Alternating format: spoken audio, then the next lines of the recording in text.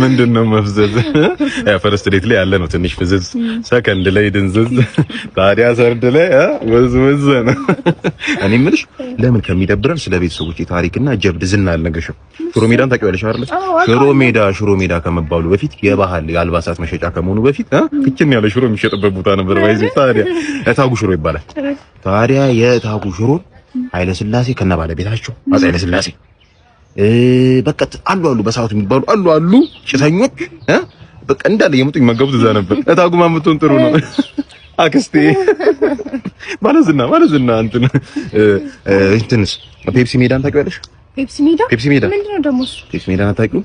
እሺ ጃን ሜዳንስ? እሱንማ አውቀዋለሁ። ጃን ሜዳ ይኸውልሽ፣ ጃን ሜዳ ከመባሉ በፊት በጣም ሰፊ የእንጆሪ ማሳ ነበር ቦታው።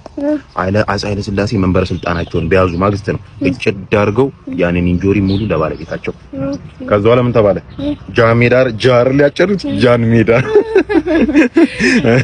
አይ ቲንክ ፈርስት ዴት ይበቃናል። ፔፕሲ ሜዳ እንገናኝ። ፔፕሲ ሜዳ በቃ እንዳትቀሪ፣ ሰርድ ዴታችን እዛ ነው የሚሆነው። ፔፕሲ ሜዳ አልኩሽ አንዴ በቃ